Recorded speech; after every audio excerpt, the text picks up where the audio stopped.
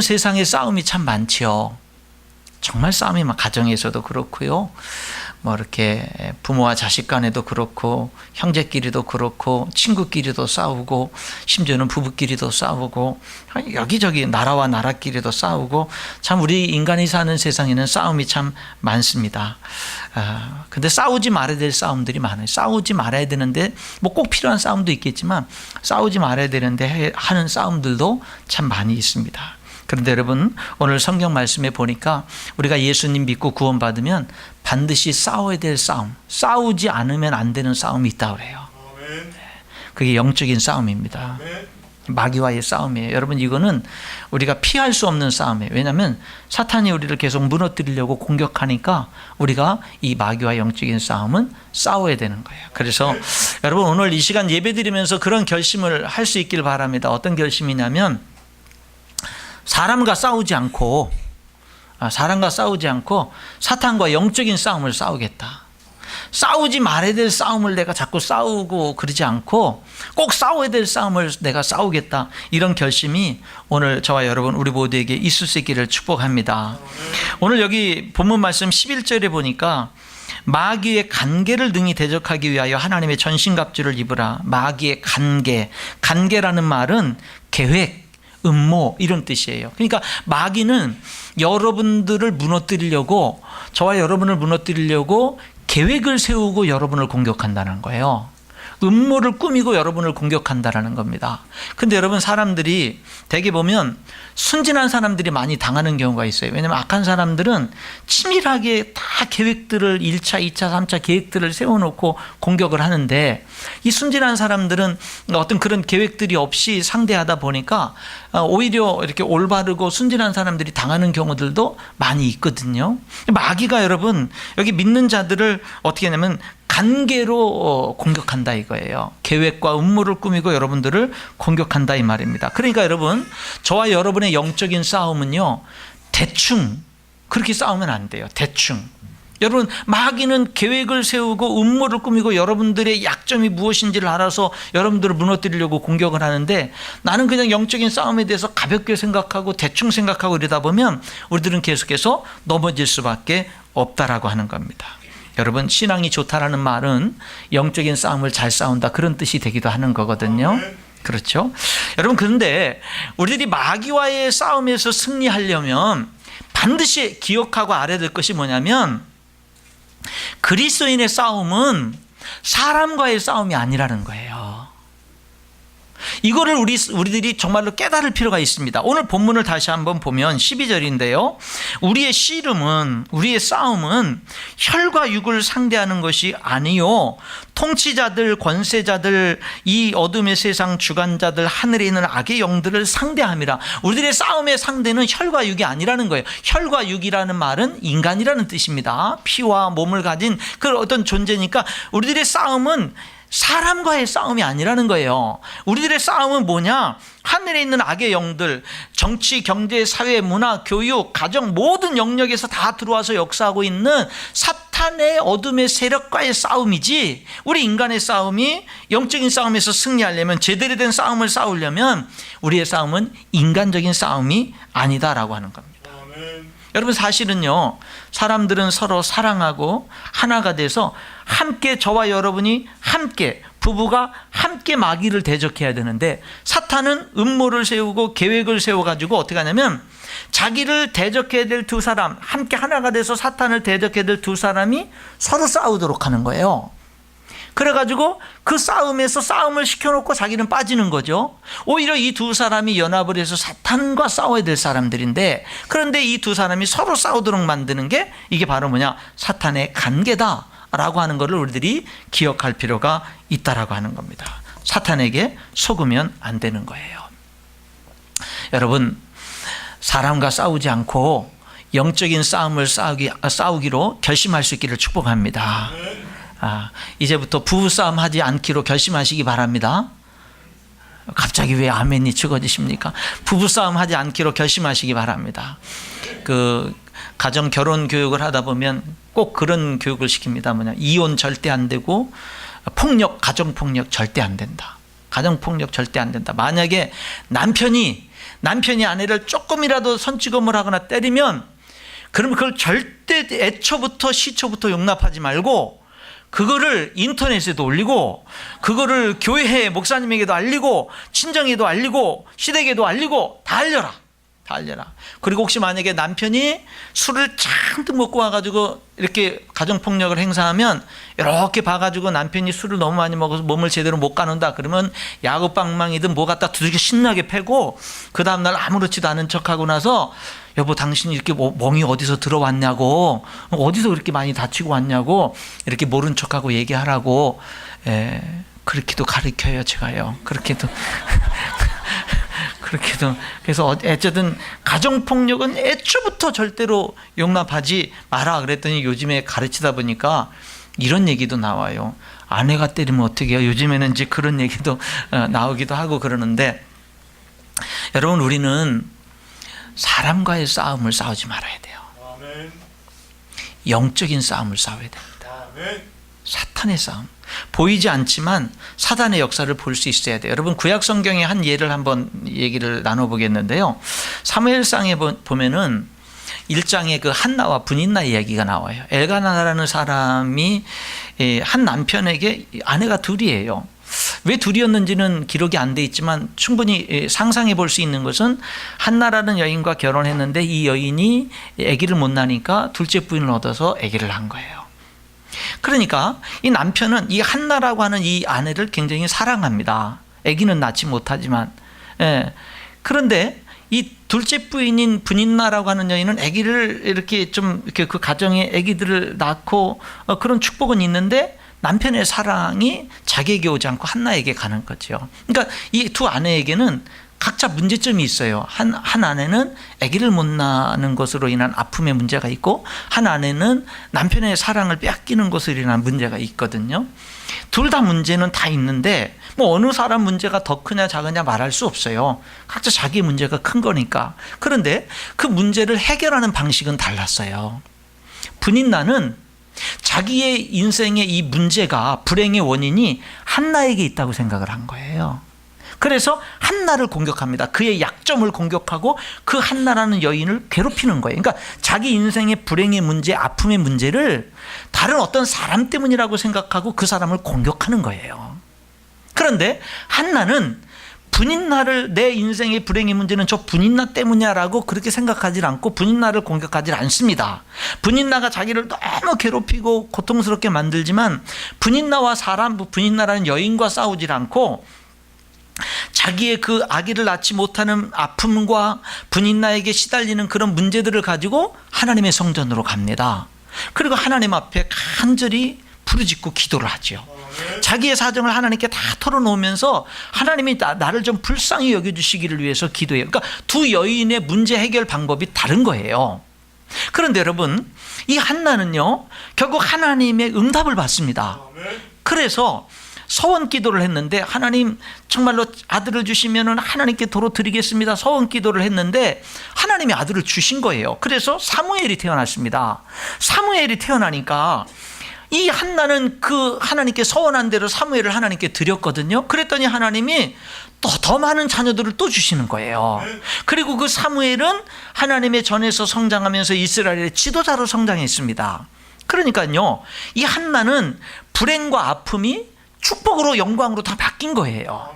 어떻게 해요? 자기 문제를 사람 탓하거나 그런 게 아니라 그 문제를 하나님에게 가지고 나가서 하나님 앞에서 부르짖으면서 영적인 싸움을 싸우면서 해결을 한 거거든요. 그래서 승리를 했지만 분인나가 어떻게 됐다라고 하는 것은 성경에 기록이 없는 거예요. 여러분 우리는 정말로 이 영적인 싸움을 싸우는 데 있어서 오늘 본문 말씀을 통해서 먼저 어떤 결심을 하면 나 정말 사람과 싸우지 않을래. 나 혈과 육과 싸우지 않을래.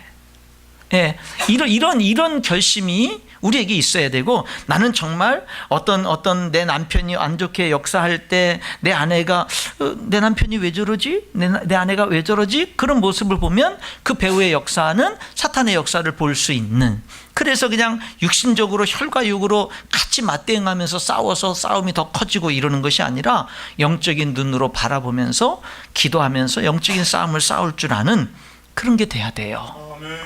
여러분 하나님의 일과 사탄의 일은 분명합니다. 사탄의 일은 나누어지는 거예요. 하나님의 일은 하나 되게 하는 겁니다. 분명한 거예요. 여러분이 여러분의 삶 속에서 뭐가 하나님의 뜻이고 뭐가 사탄의 역사인지 그런 것들을 분별하길 원한다면 뭐가 하나 되게 하는 것이고 뭐가 나누어지는 것인지를 여러분들이 보시면 돼요. 여러분 에베소서 2장 13절부터 16절에 보면 이제는 전에 멀리 있던 너희가 그리스도 예수 안에서 그의 피로 가까워졌느니라. 그는 우리의 화평이신지라. 둘로 하나를 만드사 원수된 것 곧 중간에 자기 육체로 하시고 또 십자가로 이 둘을 한 몸으로 하나님과 화목하게 하려 하심이라. 이 에베소서가 기록될 당시 이스라엘 유대인들 입장에서 볼 때 이 세상은 크게 사람들을 둘로 나눌 수 있었어요. 하나는 하나님의 백성으로 선택받은 선민인 이스라엘 백성들, 유대인들, 하나는 이방인들. 그러니까 유대인과 이방인, 이 이스라엘 사람들 입장에서는요, 사람들을 크게 둘로 나눴습니다. 유대인은 하나님의 선택받은 백성, 이방인은 하나님의 선택받지 못한 저주받은 백성. 유대인과 이방인은 절대 이 세상에서 모든 사람들이 다 하나가 돼도 절대 하나 될 수 없는 존재가 있다면 유대인과 이방인이었어요. 그렇게 생각을 했는데, 근데 예수님이 십자가에서 죽으시고 피를 흘려주심으로 말미암아 화평이 되셨고 둘로 하나를 만드사 원수된 것 중간에 막힌 담을 자기 육체로 오셨다. 그러니까 유대인과 결코 하나 될 수 없는 원수된 유대인들과 이방인들을 예수님이 이 원수 관계인 하나 될 수 없는 이들을 예수님이 십자가에 피 흘려 죽으심으로 말미암아 중간에 이 둘을 가로막고 있는 담을 허물어 보시고 둘을 하나가 되게 하셨다. 그래서 십자가로 이 둘을 한 몸으로 하나님과 화목하게 하려심이라. 그는 우리의 화평이시다. 여러분, 예수님은요 십자가에서 당신의 생명을 내어 주시면서까지 사람들을 둘로 나눠져 있고 결코 하나가 될 수 없는 사람들을 하나가 되게 만드신 거예요. 유대인도 예수님을 믿음으로 하나님의 자녀가 됩니다. 이방인들도 예수님을 믿음으로 하나님의 자녀가 됩니다. 한 형제 자매가 됩니다. 이것이 바로 뭐죠? 하나님의 뜻이에요. 그래서 에베소서 4장으로 넘어가면 성령이 하나 되게 하신 것을 심써 지키라, 이렇게 말씀하고 있는 거예요. 하나님의 뜻은 분명합니다. 하나님의 뜻은요, 십자가로 사람과 사람을 화목시키고 하나 되게 하는 거예요. 십자가로 하나님과 원수된 사람과 하나님 사이를 하나 되게 하는 거예요. 그러니까 예수님의 십자가의 죽으심은 하나님과 인간을 하나 되게 하고 사람과 사람을 하나 되게 하는 거예요. 그게 바로 하나님의 뜻이다라고 하는 거죠. 그래서 산상설교에서 예수님은 8가지 복을 말씀하시면서 화평케 하는 자는 복이 있나니 저희가 그들이 하나님의 아들이라 일컬음을 받을 것이다. 그렇게 얘기한 거예요. 하나님의 자녀의 특징이 화평케 하는 거다, 이 말입니다. 사랑하는 성도 여러분, 우리는요 하나님과의 관계를 잘해야 되고 사람과의 관계를 잘해야 될 줄 믿습니다. 그게 영적인 싸움에서 승리하는 길이다라고 하는 거예요. 여러분, 우리는 기억해야 됩니다. 사탄은 여러분을 공격합니다. 사탄은 여러분의 가정을 공격합니다. 안타깝지만 공격합니다. 여러분 보세요. 창세기 3장에 보면 사탄은 에덴 동산에서 최초의 인간인 아담과 하와도 공격했어요. 그래서 하나님과의 관계가 깨어지게 만들었고 축복의 관계를 깨뜨렸습니다. 여러분, 사탄은 마태복음 4장에 보면 하나님의 아들이신 예수님에게까지 찾아와서 예수님을 공격했어요. 최초의 인간인 아담과 하와도 공격했어요. 심지어는 하나님의 아들인 예수님도 공격했어요. 저와 여러분은 공격 안 하겠어요? 우리도 공격합니다. 여러분에게 일어나는 여러 가지 아픔의 일들, 안타까운 일들, 여러 가지 문제의 일들, 이런 일들 앞에서 사탄의 공격하는 모습들을 발견할 수 있고 분별할 수 있는 그런 여러분 능력이 여러분들 가운데 임할 수 있기를 축원합니다. 우리도 공격해요. 여러분, 사탄이 우리를 공격하는 것 중에 주된 공격 중에 하나, 우리들이 꼭 기억해야 될 주된 공격 중에 하나는 두려움이에요. 두려움. 사탄은 우리를 무너뜨릴 때 두려움을 가져다 줍니다. 여러분, 우리들은 그냥 잘 생활하다가 어느 날 까닭 없이요 두려움에 휩싸일 때가 있습니다. 갑자기 나는 지금 아무것도 아프지도 않은데 주변에 누가 아프다 그러면 나도 혹시 뭐 어디 아픈 데 없나, 갑자기 건강에 대한 두려움에 휩싸일 때도 있지요. 예, 뭐 실패에 대한 두려움에 휩싸일 때도 있고요. 그렇잖아요. 내가 하고 있는 이 일이 잘 될까, 미래에 대한 두려움에 휩싸일 때도 있고요. 그냥 어떤 뭐 특별한 일이 없는데 갑자기 두려움에 내 삶이 이렇게 사로잡힐 때가 있어요. 근데 여러분, 두려움에 사로잡히면 집니다. 하나님이 우리에게 주신 마음은 두려워하는 마음이 아니잖아요. 우리들이 두려움에 사로잡히면 치게 돼 있어요. 사탄이 우리를 넘어뜨리는 가장 중요한 공격 중에 하나가 두려움이에요. 두려움. 사람이 두려움에 사로잡히면 판단력이 흐려집니다. 제대로 판단할 수 없어요. 그리고 잘못된 생각을 많이 하게 되고 잘못된 결정과 잘못된 걸음을 많이 하게 돼요. 근데 여러분, 두려움이라는 게 어느 날 뭐 예고 없이 문득 우리를 찾아와서 우리를 사로잡아 버리거든요. 근데 두려움을 이길 수 있습니다. 어떻게 이길 수 있냐면, 두려움은 보이는 존재가 아니거든요. 보이지 않거든요. 그래서 두려움을 이길 수 있는 방법은 뭐냐면, 그 두려움을 가지고 하나님 앞에 나가는 거예요. 두려움을 이길 수 있는 방법이 여러분 다른 데 있는 게 아닙니다. 하나님 앞에 나가서 그 두려움의 실체를 하나님께 아뢰는 거예요. 어떤 때는 나에게 그 두려움의 원인도 없는데도 두려움에 이렇게 사로잡힐 때도 있거든요. 그런 것들을 하나님 앞에 아뢰는 거예요. 하나님, 내가 이것 때문에 두렵습니다. 하나님, 내가 이것 때문에 두렵습니다 하면서 나의 있는 연약한 모습을 그대로 하나님 앞에 좀 내어놓는 거예요. 하나님, 이 두려움을 없애주세요. 여러분, 그러면은 신기하게도요, 하나님 앞에 내 두려움을 조목조목 구체적으로 다 아뢰면 그게 없어져요. 없어집니다. 제가 고등학교 2학년 때 예수님을 영접을 했거든요. 예수님을 영접을 하고 신앙생활을 하는데 우리 집에 예수 믿는 사람이 한 명도 없는 거예요. 명절이 되면 우리 아버지가 큰아드님이셨고 저도 큰아들이고, 그러다 보니까 가족들이 우리 집에 많이 모였어요. 한 30여 명씩 모였어요, 명절이면. 그런데 그 30여 명이 모이면 예수 믿는 사람은 나 하나고, 우리 아버님이 제사를 드리는데 이 장남은 같이 따라서 교회 다닌다고 절도 안 하고 하니까 이게 마음이 서운하잖아요. 그러니까는 가족들이 다 모이면 서운한 걸 가족들한테 다 이야기하시는 거예요. 저놈은 장남인데 절도 안 한다고. 그렇게 얘기하는 거죠. 나는 나중에 제사밥 얻어먹기도 다 틀렸다고 이제 그렇게 말씀을 하셔요.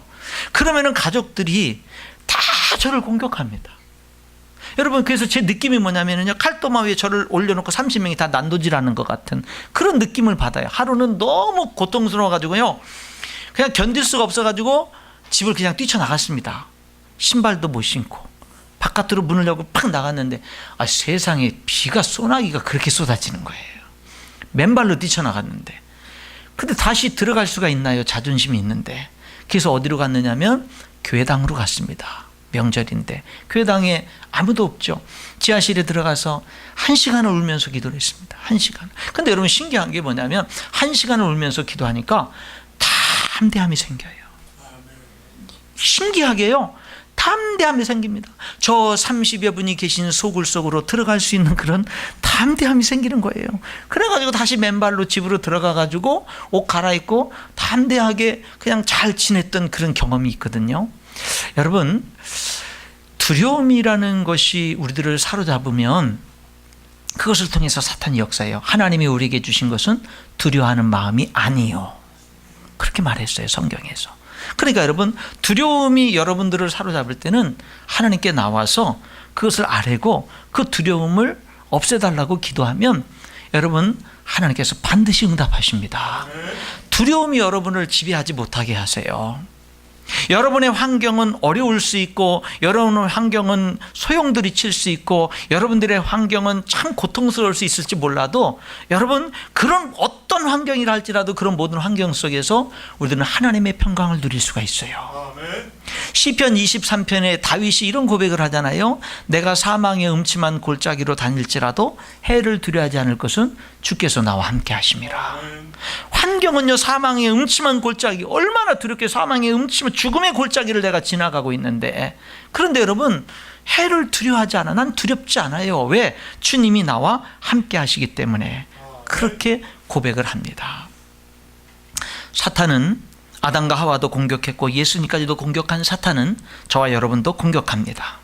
여러분, 성경에 보니까 근신하라, 깨어라, 너희 대적 마귀가 우는 사자같이 두루다니며 삼킬 자를 찾나니 너희는 믿음을 굳건하게 하여 그를 대적하라. 사탄은 우는 사자처럼 여러분을 공격하기도 합니다.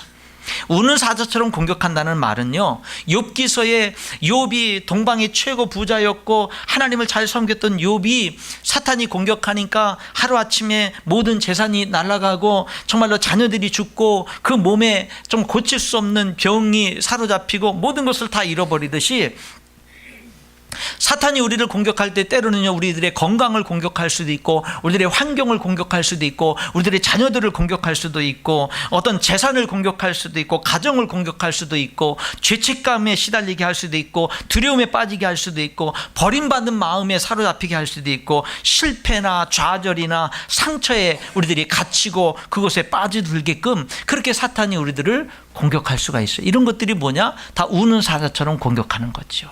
그런데 여러분, 사탄은 고린도후서 11장에 보면 자기를 광명의 천사로 가장해서 우리를 공격하기도 합니다. 이건 너 잘 되라고 하는 것도 이렇게 하면 잘 돼 하는데, 결국에는 해보면은 뭐죠?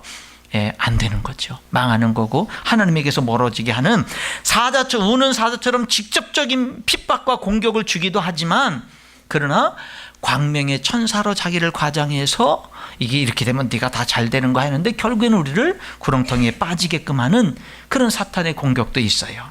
우리가 제자훈련을 하다 보면 제자훈련 과정에서 여우 같은 사탄의 전략 4가지를 우리들이 배우게 됩니다. 그 4가지는 이런 거예요.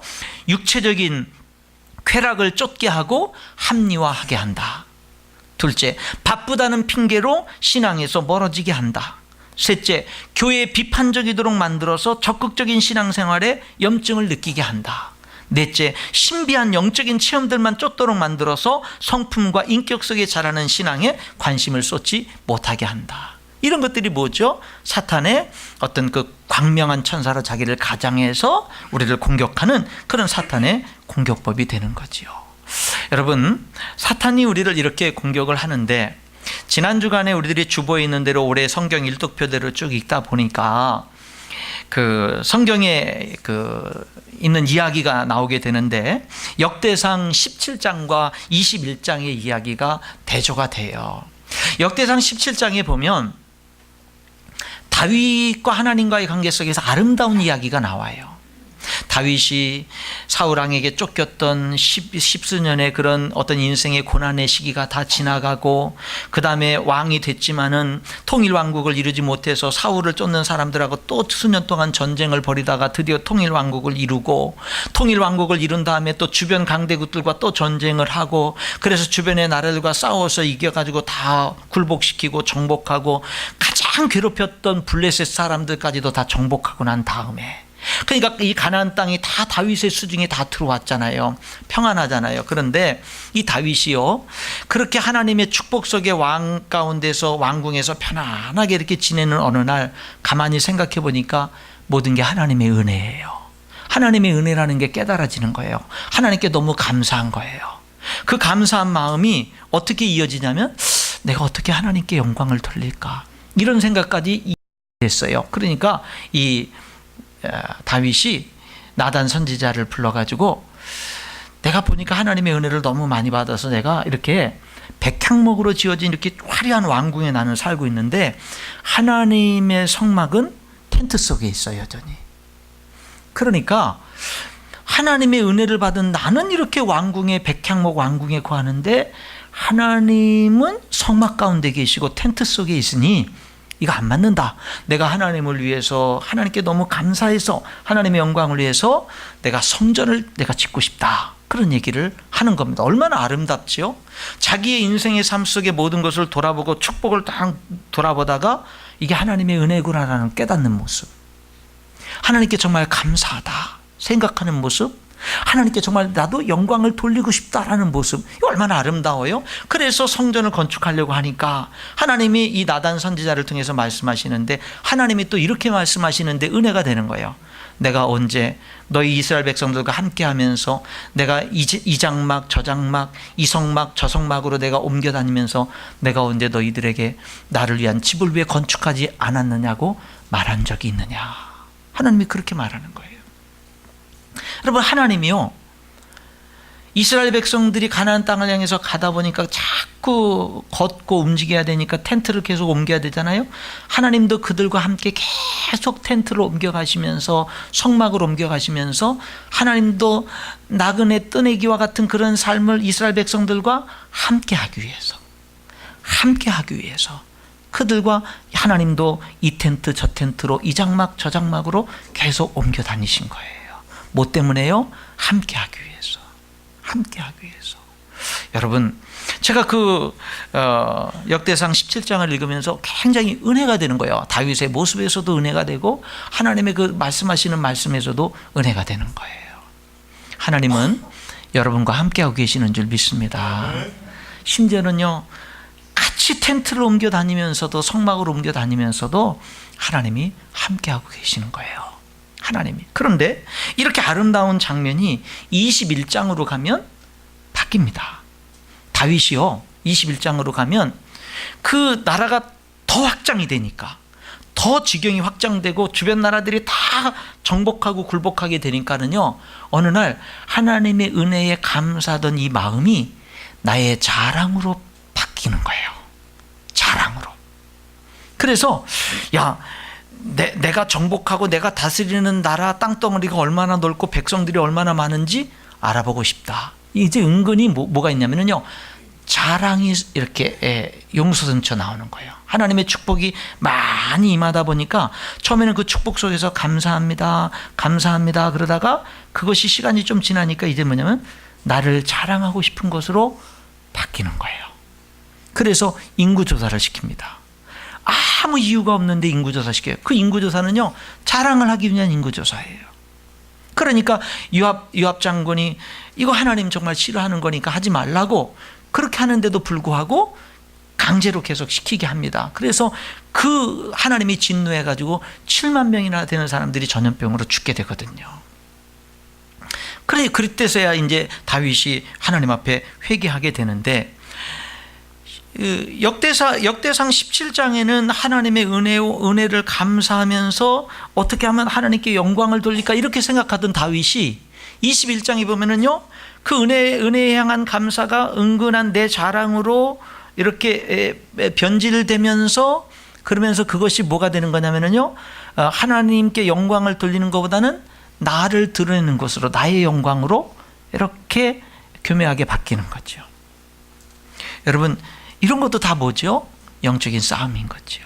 영적인 싸움이라는 게 뭐냐면, 하나님의 은혜를 감사해야 될 것이 내 자랑으로 바뀌면 그게 마귀에게 당하는 거고요.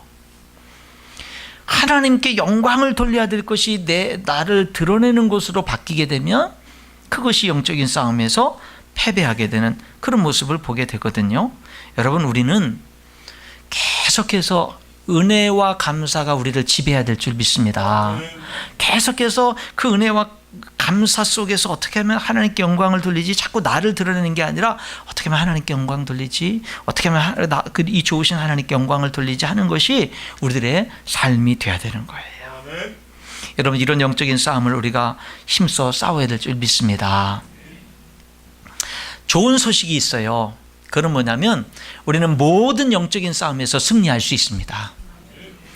다시요, 우리는 모든 영적인 싸움에서 승리할 수 있습니다. 영적인 싸움을 내가 싸우기만 하면 이길 수 있습니다. 성경에 야고보서 4장 7절에 마귀를 대적하라, 그리하면 너희를 피하리라. 여러분, 마귀는요, 우리가 대적하면 도망치는 거예요. 근데 문제는 뭐냐면 우리가 영적인 싸움을 싸우지 않으니까 당하는 거예요. 여러분, 예수님은 이미 마귀와의 싸움에서 승리하셨습니다. 그렇죠? 그 예수님이 우리와 함께 하시고 그 성령님이 우리 안에 우리와 함께 하고 계시잖아요. 그렇기 때문에 여러분, 마귀는요, 여러분들을 건드릴 수가 없는 거예요. 그래서 우리들이 정말 하나님 앞에 오늘 본문 여기 11절, 12절, 13절에도 마귀의 간계를 능히 대적할 수 있는 거예요. 능히, 충분히 대적할 수 있는 거예요. 그러기 위해서는 우리에게 뭐가 필요하다고요? 하나님의 전신갑주. 하나님의 전신갑주. 우리의 씨름은 악의 영들을 상대함이라. 그러므로 하나님의 전신갑주를 입으라, 이렇게 얘기하거든요. 여러분, 영적인 싸움에서 승리하려면 완전 무장을 하라는 거예요. 영적인 완전 무장. 영적인 완전 투구도 쓰고 가슴에 흉배도 붙이고 그 다음에 허리띠도 메고 그 다음에 군화도 신고 방패도 갖고 칼도 갖고 이런 전쟁에 나가는 당시 로마 군인들의 완전 무장처럼 여러분 그런 완전 무장을 영적인 완전 무장을 하라는 거죠. 그러면 투구는 무슨 투구를 쓰는 거예요? 구원의 투구를 쓰는 거예요. 의의 흉배 호심경을 붙이는 거지요. 진리의 허리띠를 매는 거지요. 복음의 신을 신는 겁니다. 그리고 믿음의 방패를 갖는 거지요. 그리고 하나님의 말씀 진리의 검 공격용 무기 칼을 갖는 거지요. 그게 바로 뭐죠? 이 하나님의 전신갑주인 거예요. 여러분 이 무기들 여기 본문의 14절부터 나오는 이 무기들 전신갑주 무기들을 보면 둘로 나눌 수가 있어요. 하나는 뭐냐면 방어용 무기, 하나는 공격용 무기. 방어용 무기는 진리의 허리띠, 의의 호심경, 흉배, 복음의 신, 구원의 투구 이런 것들은 다 그리스도인의 기본적인 삶을 얘기하는 거예요. 그러니까 그리스도인으로서 우리들은 기본적인 그리스도인의 삶을 제대로 살아야 영적인 싸움에 승리할 수 있는 거예요. 그리스도인으로서 기본을 해야 이런 것들이 우리들에게 중요한데 근데 여기 재밌는 게 뭐냐면요 믿음의 방패. 여러분 보세요. 믿음이 얼마나 중요한가. 구원의 투구는요 머리만 보호합니다. 의의 흉배는 가슴만 보호하죠. 복음의 신은 발만 보호할 수가 있겠죠. 그런데 여러분 이 믿음의 방패라는 거는요 하늘에서 적들이 쏘는 화살이 막 비처럼 쏟아질 때 믿음의 방패는요 그 모든 것을 다 보호할 수 있는 거예요. 근데 제가 재미있는 생각을 한번 해본 거죠. 하늘에서 적들이 상대에서 멀리서 화살을 쏴서 비처럼 막 쏟아지는데 내가 방패로 막는데 방패가요 조그만 거예요. 그러면 어떤 현상이 일어날까요? 막느라고 난리가 나겠지요. 예, 머리를 막았는데 발에 꽂혔어요. 발을 막았더니 머리로 막 날라오고. 여러분 이 믿음이 적으면 영적인 싸움에서 얼마나 피곤하겠어요. 얼마나 부상을 많이 당하겠어요. 근데 만약에 믿음의 방패가 커요. 내 한 몸보다도 커요. 그래서 하늘에서 아무리 화살이 비처럼 쏟아져도 딱 막으면 그 밑에서 커피 한 잔도 할 수가 있는 거죠. 그렇죠. 여러분의 믿음, 하나님이 나를 사랑한다는 믿음, 하나님이 내 모든 죄를 다 용서해 주셨다는 믿음, 내가 하나님의 자녀가 됐다는 믿음, 하나님은 나와 함께하고 나를 보호하신다는 이 믿음이 여러분 얼마나 크십니까? 환경이 어려울 때, 여러분 뜻대로 안 될 때, 힘들 때, 여러분의 생각과 다를 때, 그럴 때 여러분 이 변함없는 믿음은 여러분들에게 이 믿음의 방패는 얼마나 크냐 이 말이에요. 예, 환경이 내 뜻대로 안 돼요. 어떤 시도한 일이 실패를 했어요. 그럼 사탄은 즉시 와서 거 봐라. 하나님이 너 사랑하지 않아. 하나님이 널 도와주지 않아. 하나님 내 기도 들어주지 않잖아. 그러니까 너 그렇게 열심히 노력했는데 안 된 거잖아. 사탄이 우리들의 여러 가지 어려운 환경 속에서 공격할 때마다 믿음의 방패가 크면은요 우리들은 능히 이겨낼 수 있지만 그 믿음의 방패가 작으면 우리들은 수많은 부상 속에서 여러분 영적인 싸움을 제대로 할 수가 없는 거지요. 사랑하는 성도 여러분, 믿음을 확실히 할 수 있기를 축원합니다. 믿음을 어정쩡하게 대충 이렇게 하지 마시고요, 내가 믿는 바를 확실하게 하세요. 예수님이 나를 위해서 십자가에 죽으셨잖아요. 확실하게 믿으세요. 예수님이 내 모든 죄를 다 용서해 주셨잖아요. 확실하게 믿으세요. 내가 하나님의 자녀가 됐잖아요. 하나님이 나를 사랑한다라고 말씀하시는 걸 내가 믿잖아요. 확실하게 믿으세요. 어떤 상황 속에서도, 내가 이해할 수 없는 상황 속에서도 하나님의 진리의 말씀을 믿는 거예요. 그 말씀을 붙드는 겁니다. 여러분, 그것이 우리들로 하여금 영적인 싸움에서 승리하게 하는 줄 믿습니다. 여러분, 그런데 공격용 무기는 뭐죠? 말씀이에요. 성령의 검 곧 말씀. 여러분, 우리들이 말씀으로 공격을 못하면 평생 죽을 때까지 방어만 하다 갈 겁니까? 여러분, 우리들이 공격을 하면 상대도 부상을 입고 상대도 물러갔다가 재정비하고 올 동안, 그 다음에 그 기간 동안에 타이밍이라도 있을 거 아닙니까? 여러분, 예수님이 마태복음 4장에 정말로 40일 금식 기도하셨을 때 사탄이, 마귀가 찾아와서 예수님을 시험하잖아요. 네가 하나님의 아들이면 돌이 떡덩이가 돼서 40일 금식했으니까 먹어라. 내가 하나님의 아들이면 성전에서 높은 성전 꼭대기에 뛰어내리면 하나님이 아들이기 때문에 천사를 통해서 받들어서 다치지 않게 할 거 아니야. 한번 뛰어내려 봐라. 뭐 별의별 방법으로 다 공격을 하잖아요. 그때 예수님이 3번의 시험 다 어떻게 물리치신 줄 아십니까? 기록되었을 때 주 너희 하나님을 시험하지 말라. 기록되었을 때 사람이 떡으로만 살 것이 아니요 하나님의 입에서 나오는 말씀으로 살 거다. 하나님의 아들인 예수님조차도요, 마귀의 공격을 하나님 말씀으로 물리쳤단 말이죠. 여러분, 우리가 하나님 말씀을 읽지도 않아요. 하나님 말씀을 큐티하지도 않아요. 하나님 말씀을 듣지도 않아요. 그래서 말씀에 대해서 너무 몰라요. 그러면 어떻게 되죠? 마귀에게 금방 공격을 당하고 넘어질 수가 있는 거예요. 그래서 성경은 이렇게 기록했어요. 마귀가 3번이나 다 기록되었을 때 딱 하면서 딱 물리치시니까, 그러니까 성경은 이렇게 기록합니다. 마귀가 얼마 동안 예수님을 떠나니라. 얼마 동안 떠났다. 뭐 곧 좀 있으면 또 얼마 후에는 다시금 찾아오겠죠. 그러나 말씀으로 물리쳤을 때 일단 물러나가는 이제 이런 모습들을 보게 되는 겁니다. 여러분, 말씀을 알게 돼요. 하나님의 말씀을 알아야 되고, 이 말씀을 믿어야 되고, 이 말씀을 붙드는 것, 이것이 우리들의 영적인 싸움에서 중요한 것인 줄 믿습니다. 한 가지만 더 하고 말씀을 마무리하겠습니다. 영적인 싸움에서 중요한 게요, 기도입니다. 여러분, 여기 오늘 공격용 무기, 방어용 무기 쭉 얘기하고 난 다음에 17절에 공격용 무기인 하나님의 말씀을 얘기한 다음에 18절부터는 이렇게 얘기를 해요. 모든 기도와 간구를 하되 항상 성령 안에서 기도하고 이를 위하여 깨어 구하기를 항상 힘쓰며 여러 성도를 위하여 구하라. 또 나를 위하여 구할 것은 내게 말씀을 주사 나로 입을 열어 복음의 비밀을 담대히 알리게 하옵소서 할 것이니. 무기들을 다 얘기한 다음에 그 다음에 뭘 얘기하죠? 기도를 얘기하는 거예요. 그래서 어떤 분은 이 말씀을 어떻게 해석을 하냐면, 이 기도는 여기 방어용 무기, 공격용 무기, 이 모든 무기들이 녹슬지 않게 하고, 그리고 그것을 기름을 칠하고 깨끗이 닦고 잘 관리해가지고 그 방어용 무기들은 방어용 무기로서의 기능을 최대한 100% 발휘하게 만들고, 공격용 무기인 칼은 공격용 무기로서의 기능을 최대한 발휘하게 하는 그런 역할을 하는 게 이 기도다 라고 이렇게 해석을 하는데, 저도 거기에 동의를 하거든요. 여러분, 기도가 우리의 삶에 있어서 얼마나 중요한지 모릅니다. 정말 우리 성도들이 기도를 하셔야 돼요. 여러분, 금요기도 정신 차리고 나오시기 바랍니다. 금요기도 정신 차리고 나오시고요. 금요기도 못 나올 수밖에 없는 그런 상황이 있는 분들은요, 반드시 기도하는 시간을 정해놓으세요. 그래서 하나님 앞에 일주일에 아무리 없어도, 아무리 못해도 일주일에 한 번은 마음껏 하나님 앞에 기도하는 시간을 가지세요. 그 시간이 우리 영혼을 깨어있게 만들고, 그 시간이 우리 영혼을 살게 만드는 거예요.